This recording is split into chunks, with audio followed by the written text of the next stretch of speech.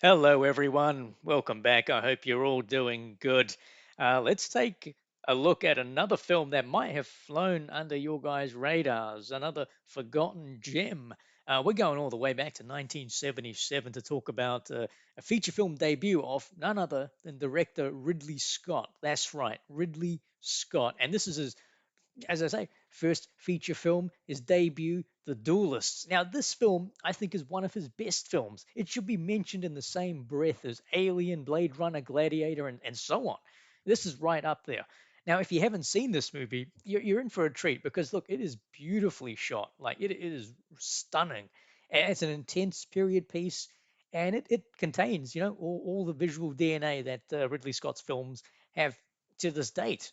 So, let's jump into it. The Duelists really centers around two people, and it stars, Harvey Keitel and Keith Carradine. They're two officers in Napoleon's army. So it's a French-based film, but it's all in English. Um, and it chronicles I guess, their decades-long feud that they have with one another.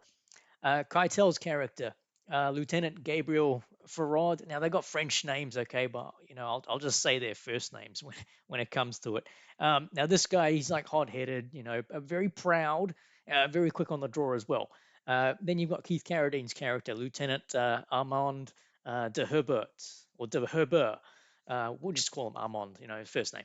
And this guy's, the more sensible officer. He's calm and collected. And at the start of the film, Gabriel, he finds himself in a bit of trouble from a minor skirmish, and Armand is ordered to place him under house arrest. And that sets everything in motion, that little thing. And Armand, he's just following orders. And look, that small indignity in Gabriel's mind is an unforgivable insult to his honor. That's how Gabriel is. He's very just hot-headed in the mind. And so Gabriel challenges Armand to a duel. And Armand, he's an officer. He's a man of duty. So he tries to be diplomatic and would prefer to talk things out. But Gabriel's having none of that. His pride has been hurt too much here. And so the first duel begins. First of many. And my word, it is a wicked, vicious duel to begin with. It's impressive, but they get interrupted, and so the rivalry is born, and for Gabriel it becomes an obsession, and it just follows both of them throughout the years, of the war that's happening in the background, and it's really a personal war, if you may, Look, this film becomes pretty much a study, like a fascinating study of like the futility of war. It really does, of conflict. Every time their paths cross, over the years, uh, Gabriel he demands another duel. He just has to. He just has to. The stakes, they might change a little. The weapons change. Swords to sabers to pistols, but the motivation's the same. And as the audience, you're like, this whole thing is absurd, man. It's crazy. It's pointless because just to prove your honor and superiority. But man, you're all in for it as the audience member. Now, the backdrop of the film, is a grand war that's happening, with Napoleon's army overall. But where this film really like has its genius is it just focuses primarily on these two characters. It gives us glimpses of the larger war happening, but it never detracts. It never detracts from this personal war that these two men are fighting, against each other. And it's just consuming them completely. It could be like, think the personal battle in a way mirrors the bigger war happening. Because in the end, like it's meaningless self-destructive cycle. That's what it is. It's a meaningless self-destructive cycle. And look, a big round of applause to Ridley Scott with this film. Like I imagine if someone saw this back when it came out, you could easily tell that Ridley Scott, he was going to become a great director. You could tell that.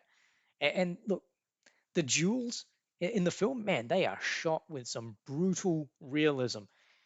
But it's also very elegant, like a dance or a ballet. It's real cool like that.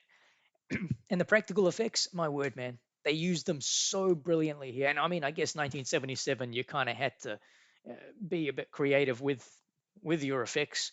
Yeah, yeah. And look, Attention to detail to me just outstanding for a film. Yeah, even in the 70s, the attention to detail in this film really elevates. Now, look, let's get to the performances. Obviously, Harvey Keitel, for me, he's one of my favorite actors out there, and boy, he's a force of nature in this. Oh man, he's just brooding, raw, like full of pride. You feel his anger, you feel his fury. It's just so single-minded though. In every scene, it borders on like a comic book villain, and you actually, as a viewer, get real agitated with him. You're actually completely on Keith Carradine's side, on Armand's side, because you're like, this is so unreasonable by Gabriel.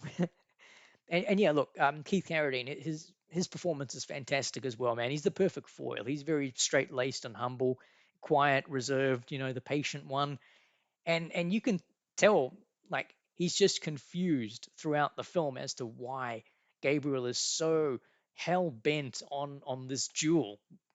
But yeah, look, their dynamic, it drives this whole film, and look, just watching it for those two, that's enough. But honestly, Ridley Scott being his first film, my word, like it should be up there, as I say, with his best films of all time. In fact, I would go as far as to say this is one of the top films of the 70s, hands down. I mean, like if there was a list of like 50 of the best 1970s films, it should be in there. Maybe not at the top, but in there at some point. Yeah, and look, if you haven't checked this film out, check it out. Honestly, give it a go. And if you haven't seen it in a while, have a look. Have a look at it again.